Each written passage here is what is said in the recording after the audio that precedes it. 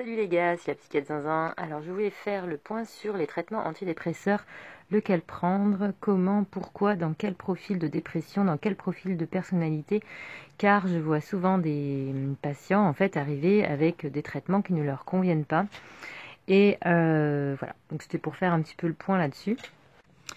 Alors d'abord, les antidépresseurs de nouvelle génération, c'est-à-dire ceux qui sont apparus depuis les années 70-80, le Prozac ou fluoxétine, le Zoloft ou sertraline, la paroxétine, c'est-à-dire Deroxate, et le Séroplex et citalopram.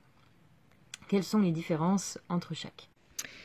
Alors voici la molécule fluoxétine, c'est-à-dire Prozac.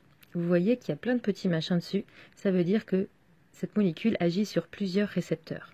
Alors le Prozac a la réputation de manière empirique d'être assez stimulant et de couper l'appétit. C'est pour ça qu'il a été prescrit pas mal par les endocrinos dans les cas d'obésité par exemple, pour réduire les compulsions alimentaires notamment. Alors le problème, le Prozac, moi personnellement je le prescris pas beaucoup parce que le problème c'est qu'il y a des interactions médicamenteuses, notamment avec les anticoagulants et aussi avec certains antibiotiques. Et en plus, sa demi-vie est longue, c'est-à-dire que déjà il va être assez long à agir et en plus, si on l'arrête, il va être assez long à éliminer. Pour moi, l'avantage du Prozac, pas terrible. Alors ensuite, il y a la paroxétine, c'est-à-dire Deroxate. Donc vous voyez aussi qu'il y a plein de petits machins, c'est-à-dire que ça agit sur plusieurs récepteurs, autre que celui de la sérotonine bien sûr. Puisque le but des antidépresseurs, c'est d'augmenter la quantité de sérotonine entre deux neurones pour augmenter la transmission de la sérotonine entre les deux. Donc c'est en fait la partie sérotoninergique qui est importante dans un antidépresseur. Alors la paroxétine, Deroxate, a la réputation d'être un des plus anxiolytiques, c'est-à-dire qu'il est bien pour les dépressions qui sont très anxieuses. Alors, je n'aime pas trop non plus parce que c'est un de ceux qui peuvent présenter le plus d'effets secondaires, notamment au niveau de la sexualité. Après, il y a des gens qui se sentent vraiment fatigués, en fait, sous paroxétine. En plus, chez la personne âgée, ça peut faire des troubles métaboliques au niveau de la natrémie, plus qu'avec d'autres antidépresseurs. Du coup, voilà. Alors, il y a eu un effet de mode, alors je pense du fait d'une intervention, d'un certain martelage du laboratoire, en fait. Il y a eu un effet de mode depuis plusieurs années. Quand j'étais interne, il y a une quinzaine d'années, c'était déjà le cas. Où en fait, la paroxétine était l'antidépresseur de première intention prescrit par les médecins généralistes. Voilà. C'est donc le truc de base, sans qu'on se pose vraiment trop de questions. Moi, je suis pas fan. Alors ensuite, il y a la sertraline, c'est-à-dire le Zoloft. Alors celui-là, il a déjà un peu moins de récepteurs partout. Et il a notamment un récepteur qui va stimuler la dopamine. Alors vraiment, la sertraline, moi, c'est un de mes favoris parce que c'est vraiment, selon toutes les études, un des antidépresseurs les mieux tolérés. Il n'a pas d'interaction médicamenteuse. Et alors, son petit plus, c'est qu'il stimule aussi la dopamine en plus de la sérotonine. Et du coup, en fait, ça limite un petit peu le côté apathique que l'on peut avoir si on stimule trop la sérotonine. C'est-à-dire que si vous êtes... si vous avez une dépression de profil anxieux, mais où vraiment vous êtes très fatigué, très abattu, avec aucun élan vital, la sertraline, de manière empirique, c'est vraiment qui va pouvoir être assez stimulant au niveau de la vitalité. Alors après, il y a le citalopram, donc séropram, mais qui maintenant a son petit copain l'escitalopram, c'est-à-dire le séroplex. Alors celui-là est très intéressant puisqu'il n'a que le récepteur pour inhiber la recapture de la sérotonine. Donc le fait qu'il soit très sélectif sur le récepteur de la sérotonine limite vraiment énormément les effets secondaires, donc il n'y a pas d'interaction médicamenteuse. Le séroplex en plus est très rapide d'action et il est vraiment très très intéressant dans les profils de dépression qui sont plutôt très anxieux, avec agitation, rumination anxieuse, etc. Donc ça c'était pour les sérotoninergiques uniquement. Parce que après, il y a les antidépresseurs qui stimulent la sérotonine et la noradrénaline. Alors, quels sont ces antidépresseurs? Eh bien, c'est la venlafaxine, c'est-à-dire Effexor, la duloxétine, c'est-à-dire Cymbalta, le Brintellix, c'est-à-dire la vortioxétine, c'est le plus récent, Et après, il y en a deux autres. Alors, il y a la mirtazapine Norset et la miancérine, la Timil. Alors, ces deux derniers-là sont sédatifs, donc on ne les prescrit vraiment que quand il y a de gros troubles du sommeil associés à la dépression. Voilà, et on les prescrit uniquement le soir. Moi, des fois, je vois de la miancérine prescrite le matin. Alors vraiment, je ne comprends pas pourquoi on peut prescrire de la miancérine le matin. Il y a eu un effet de mode à un moment de la miancérine prescrite chez la personne âgée. Alors je ne comprends pas parce que la miancérine, en fait, elle ne stimule que la noradrénaline. Elle est assez sédative et elle est assez confusionnante. Par un effet anticholinergique. Donc je ne comprends pas pourquoi il y a des personnes âgées dépressives, donc très anxieuses, qui sont traitées uniquement par miancérine. La mirtazapine, franchement, je la trouve assez mal tolérée. En fait, certes, elle aide bien à dormir, mais alors par contre, c'est quand même assez sédatif. Là, clairement, c'est parfois, on a tous un système nerveux différent, donc il y a des personnes qui le tolèrent très bien, il y a des personnes qui le tolèrent pas du tout, qui se réveillent vraiment avec la tête dans le et qui restent comme ça toute la journée. Et même si cet effet de somnolence s'atténue au bout de 2 semaines, bah, c'est quand même, des fois, ça reste pas génial. Et il peut y avoir notamment des hypotensions orthostatiques, donc surtout chez les personnes âgées, ça peut entraîner des chutes, de la confusion, enfin, pas génial quand même la mirtazapine, hein, franchement.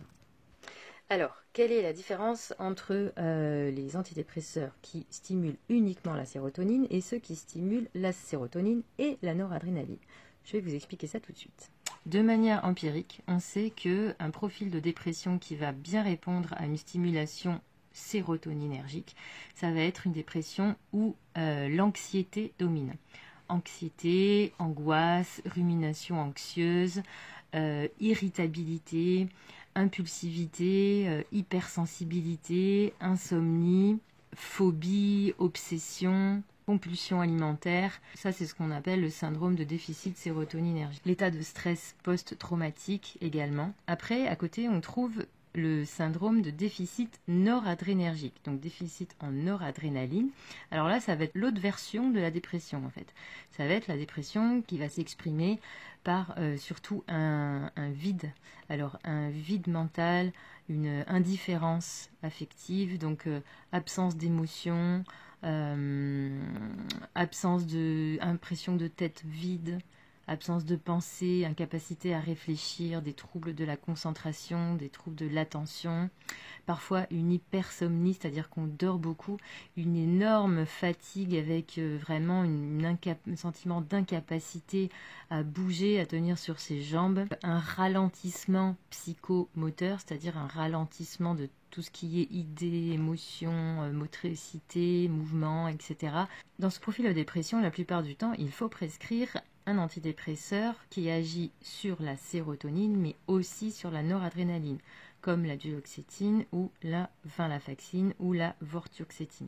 Sachant que la venlafaxine, moi, j'utilise de moins en moins parce que, en fait, elle a plus d'effets secondaires et quand on veut l'arrêter, c'est très difficile. Elle a été avantageusement remplacée par la duloxétine qui est vraiment très bien, qui est le Cymbalta et on a un bon recul quand même de plusieurs années sur ce traitement et il marche vraiment bien. Quand on a aussi des critères de gravité dans une dépression, c'est-à-dire vraiment une dépression sévère, c'est-à-dire vraiment quelqu'un qui en arrive à ne plus pouvoir rien faire, à ne plus pouvoir du tout communiquer, à avoir donc des idées suicidaires, des idées très noires, des idées noires qui peuvent aller jusqu'à des idées quasiment délirantes, c'est-à-dire une culpabilité qui paraît totalement aberrante aux yeux de l'entourage, ou une dévalorisation totalement excessive, avec parfois des idées d'être damné, d'avoir une malédiction, ou ce genre de choses. On va avoir l'impression que le corps pourrit à l'intérieur, ou que le cerveau est cassé, hors d'usage. Enfin, il y a vraiment des termes comme ça où les patients décrivent que quelque chose est complètement brisé à l'intérieur et pourri même parfois. Ça, c'est vraiment des éléments de gravité de la dépression et dans ces cas-là, il vaut mieux prescrire directement un antidépresseur qui stimule aussi la noradrénaline. Il y a beaucoup plus de chances que ce soit efficace. Voilà. Alors après, il y a un antidépresseur un peu à part qui est l'agomélatine, qui est le valdoxan, qui en fait stimule la mélatonine. L'avantage qu'il a porté quand il a été commercialisé, c'était de traiter surtout les dépressions où il y avait des problèmes de sommeil.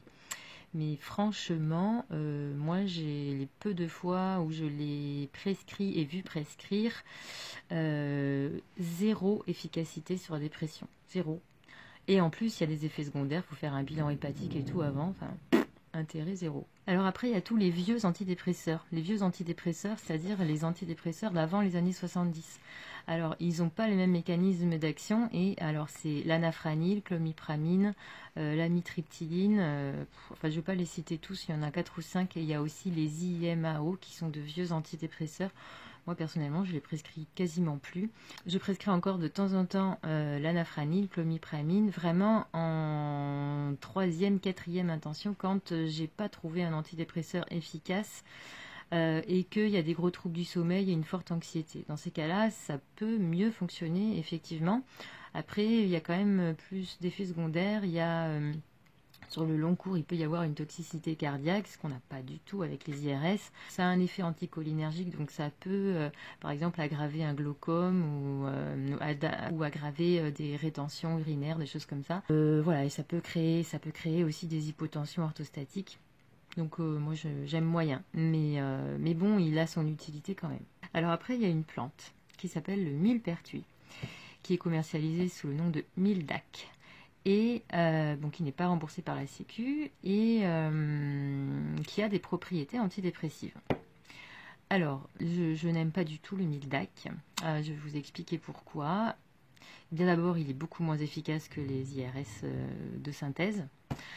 Ensuite, il a beaucoup plus d'effets secondaires. Déjà, il induit une photosensibilisation, c'est-à-dire que votre peau va devenir hypersensible au soleil. Donc, si vous êtes en plein été, vous risquez de vous retrouver avec des grosses plaques de partout. Ensuite, au niveau du métabolisme du foie, il intervient avec plein de cytochromes, là, c'est des petites usines qu'il y a dans le foie, et donc il a des interactions médicamenteuses. Donc c'est tout à fait, il peut être dangereux de le prendre avec d'autres médicaments. C'est pas du tout la faute des médecins généralistes, hein, je veux dire franchement, ils font ce qu'ils peuvent les médecins généralistes face à l'inaccessibilité des psychiatres et face au refus des patients de consulter les psychiatres. Et ben donc ils bidouillent un peu comme ils peuvent, mais le problème c'est qu'ils n'ont absolument pas la formation nécessaire pour connaître les subtilités de tous les traitements qui existent et comment les adapter à chaque profil de dépression, à chaque profil de personnalité. Enfin, il y a plein de subtilités qui sont complexes et qu'il n'y a que les psychiatres qui connaissent. Hein. Je veux dire, si on fait 4 ans de psychiatrie, c'est pas pour rien. Quand on prend un antidépresseur, il faut attendre 1 mois avant de juger de l'efficacité ou pas. On peut pas, si au bout d'une semaine ça marche pas, il faut pas changer pour un autre. Il faut surtout pas, et ça je l'ai vu de temps en temps, rajouter par exemple du millepertuis. Si on rajoute du millepertuis, donc qui stimule la sérotonine, avec un antidépresseur de synthèse qui stimule la sérotonine, on se retrouve avec une double stimulation de sérotonine, donc avec un syndrome sérotoninergique. Des vertiges, des sueurs, des palpitations, des tremblements. Super. Donc, comment un médecin va décider de vous prescrire un sérotoninergique ou un noradrénergique? Eh bien, déjà, en faisant la part des choses par rapport à ce que j'ai expliqué sur le syndrome de déficit sérotoninergique et le syndrome de déficit noradrénergique. Mais aussi, il faut savoir que dans la grande majorité des cas, même s'il y a des éléments qui peuvent ressembler à un déficit noradrénergique, c'est-à-dire vraiment une grande fatigue, une perte d'élan vital, des troubles de la mémoire, des troubles de la concentration, des troubles de l'attention, une espèce de vide mental, etc. En fait, souvent, ces signes-là sont dus au fait que la dépression a évolué trop longtemps et en fait, la plupart du temps, quand même, dans la majorité des cas, un sérotoninergique pur, ça suffit. Voilà. En fait, quand même, ce qui est hyper important, c'est que c'est quand même très complexe et que chaque dépression est unique et que personne n'a le même profil psycho, neuro, biologico, chimico, cerveau. Et du coup, quand vous avez une dépression, il va vraiment falloir prendre en compte tout le contexte psychosocial, si vous avez vécu des traumatismes, si vous avez je sais pas moi, eu un trouble d'hyperactivité pendant l'enfance, si vous avez des éléments qui ressembleraient à des troubles bipolaires ou dans votre famille des gens qui sont atteints d'un trouble bipolaire, ben on va pas du tout traiter la dépression de la même façon que s'il n'y a pas ces éléments. Il y a plein de petits signes en fait assez fins qui vont orienter vers un antidépresseur ou vers un autre. Et ça, c'est pas simple du tout parce que le problème, c'est que par exemple, les médecins généralistes qui sont en première ligne devant les dépressions n'ont pas la formation adéquate pour avoir accès à toutes ces petites subtilités. Ils ne sont pas formés en fait pour ça. Et malheureusement, eh bien, les psychiatres demeurent quand même relativement peu accessibles.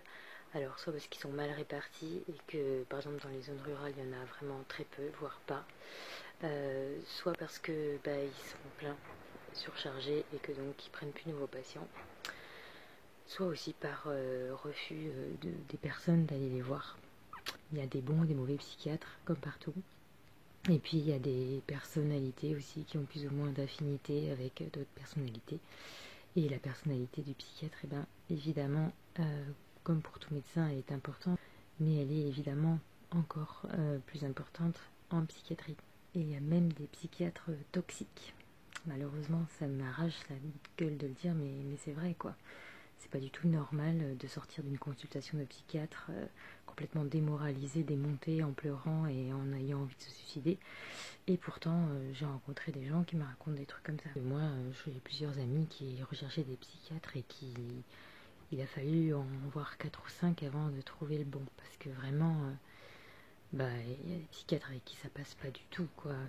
Donc, si jamais vous avez eu une mauvaise expérience avec un psychiatre, surtout, il ne faut pas s'arrêter sur une mauvaise expérience en se disant bon non, la psychiatrie c'est tous des cons, c'est pas pour moi. Bien, j'espère que cette vidéo vous aura fait comprendre quelques petits trucs. Allez, ciao.